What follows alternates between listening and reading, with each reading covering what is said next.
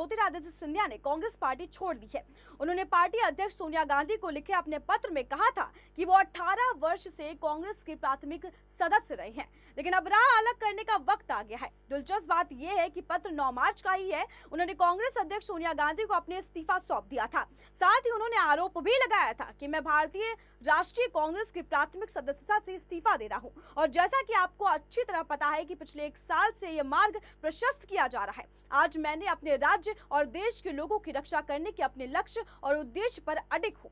अब भाजपा में जाने के बाद ज्योतिरादित्य सिंधिया काफी खुश भी हैं, और हो भी क्यों ना, क्योंकि सिंधिया ने एमपी में बहुमत की पार्टी जो फिर से बनाई है। शिवराज भी सिंधिया पर अब भरोसा कर रहे हैं और वो पार्टी का कमान संभालने के लायक हैं। जी हाँ, भाजपा में सिंधिया का कद और इज्जत दोनों बढ़ गया है। लेकिन इसी बीच सोशल मीडिया पर एक ऐसा पोस्ट वायरल हो रहा है जिसमें भाजपा ने सिंधिया का जमकर अपमान किया है। जी हाँ, दरअसल कांग्रेस के वरिष्ठ नेता और पूर्व केंद्रीय मंत्री सिंधिया जब से पार्टी छोड़ बीजेपी का दामन थामे हैं, उनकी खुशी का ठिकाना नहीं है।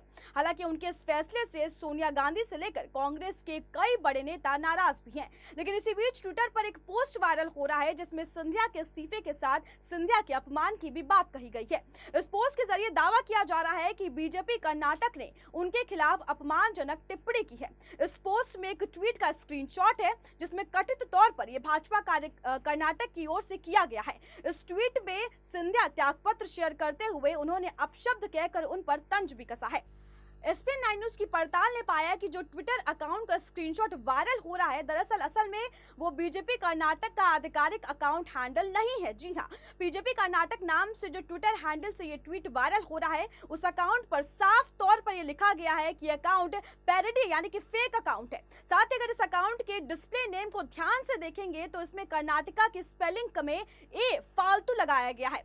हमने पाया कि यह अकाउंट 16 अप्रैल 2016 को बनाया गया था। इसमें बीजेपी और उसके कई नेताओं पर तंज कसते हुए कई ट्वीट भी मौजूद हैं। हालांकि आपको बता दें कि भाजपा के कर्नाटक इकाइयों का आधिकारिक ट्विटर हैंडल कर्नाटक बीजेपी ने न सिर्फ नीले टिक के साथ वेरीफाइड अकाउंट है, बल्कि इसमें 3 लाख से ज्यादा सब्सक्राइबर्स और फॉलोअर्स हैं। फैक्टर अपनी पड़ताल में स्पष्ट करता है कि बीजेपी कर्नाटक ने ज्योतिरादित्य सिंधिया को लेकर कोई अपमानजनक टिप्पणी नहीं की है। वायरल हो रही ट्वीट एक पैरोडी यानी कि फेक अकाउंट से किया गया है।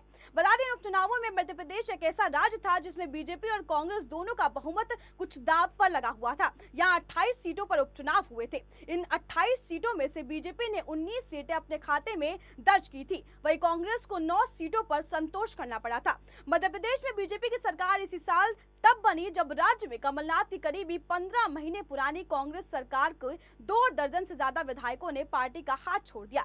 इन विधायकों ने बीजेपी के कमल के साथ हाथ थाम लिया था। कांग्रेस में यह बगावत लंबे समय तक कांग्रेस में हो रहे ज्योतिरादित्य सिंधिया के नेतृत्व में हुई। इसके अलावा 3 सीट विधायकों के निधन के बाद से खाली भी की गई थी। बता दें, साल 2018 में हुए विधानसभा चुनाव में कांग्रेस को 114 सीटें मिली थी और वो बहुमत से 2 सीट पीछे छूट गई थी और भाजपा को 109 सीटों पर जीत मिली थी। वहीं कांग्रेस 4 निर्दलीय विधायकों की मदद से सरकार बनाने में कामयाब हुई थी, लेकिन ज्योतिरादित्य सिंधिया की बगावत ने सरकार का आंकड़ा गिराकर 88 पर ला दिया था और वहीं हाल ही में एक और विधायक बीजेपी में शामिल हो गए थे। इस फैक्टर पर आपकी क्या राय है, हमें कमेंट बॉक्स में जरूर बताएं और देखते रहिए एसपीएन 9 न्यूज।